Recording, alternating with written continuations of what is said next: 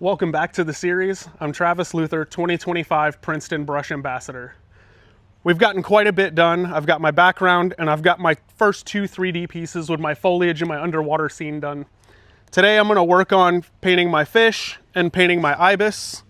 These two I'm going to use quite a bit of detail in. I'm going to use a lot of brushes that we've already talked about to get the details in on these, but specifically today I want to talk to you guys about the Princeton Select Round Blender.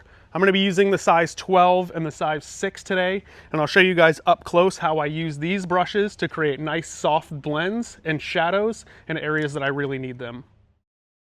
I'm going to start off by using some of my Umbria series brushes to block in and get this painting started. This is one of the first places I'm going to use the round blender. I'm going to start creating a transition of colors right here that I want to be a soft blend. With the way the brush is built, I like to keep it slightly damp. I don't want it wet so it doesn't water out the paint. I'm going to use two brushes at the same time, so I'm also going to use the bright number 4 3/8 of an inch. I'm going to put my color down with this, and I'm going to immediately come back with the round blender and blend it out smoothly the way I want. I'm starting with the Umbria 6250B, then switching to the P3750 RB-12. With acrylic, this works really fast, so you kind of have to keep both brushes in hand in order to get the blending done simultaneously as you put the color down. I will continue to do this multiple times where I put down my color and then I immediately come back and use the round blender to blend in the color I just did. I may do this for 3 or 4 layers before I get my desired effect.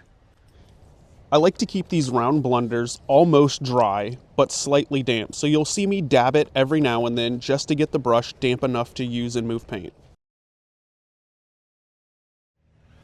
One of the next places I like to use the round blender is when I'm creating depth and transition from the gill plate to the body.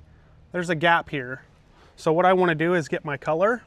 I'm going to put my color in, and the same thing, I'm going to keep that brush right next to me. I'm going to get it a little bit damp, and then I'm going to blend that color out so I get a soft, shadowy transition from the back of the gill plate where there's an opening into the body. That brush makes light work of blending soft areas. I would like to note that if you're a portrait painter and you use acrylic or oil, this brush is great for blending in soft, gentle areas in faces around noses, mouths, and cheeks. This is one place I really enjoy using the round blender. I've got this pectoral fin here and I'd like it to pop off. So I'm going to create a shadow effect underneath. I'm going to come in with a round brush.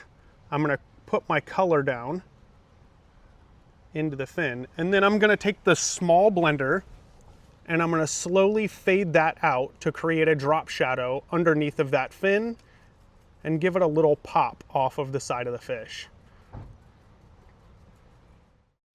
Once I've got a little bit of color down, I'm going to switch over to the size 6 round blender. This is the P3750 RB-6, and it's a smaller version of the round blender that allows me to get in tight areas and create soft blends.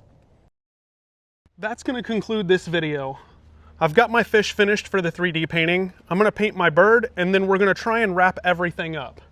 In this video, we talked about the Princeton Select Round Blender. I like to use it in the size 6 and the size 12 for creating soft shadows, soft blends in small areas like my fish and birds.